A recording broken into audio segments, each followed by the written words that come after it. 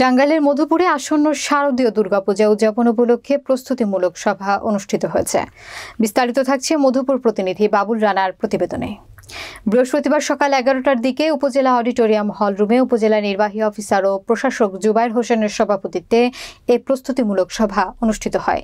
সভায় উপস্থিত ছিলেন বাংলাদেশ সেনাবাহিনীর মধুপুর ক্যাম্পের ক্যাপ্টেন মাইদুল ইসলাম, সহকারী কমিশনার রিফাত আঞ্জুম পিয়া, থানার ভারপ্রাপ্ত কর্মকর্তা ইমরানুল হক সহ বিভিন্ন দপ্তরের কর্মকর্তা। ইউনিয়ন পরিষদের চেয়ারম্যান, বীর মুক্তিযোদ্ধা পূজা উদযাপন পরিষদের সভাপতি, সাধারণ সম্পাদক, পূজা কমিটির সদস্যবৃন্দ ও সাংবাদিকবৃন্দ উপস্থিত ছিলেন। এ সময় প্রশাসনের পক্ষ থেকে সুষ্ঠু ও শান্তিপূর্ণ পরিবেশে পূজা উদযাপন করার জন্য সকলের সহযোগিতা কামনা করা হয়।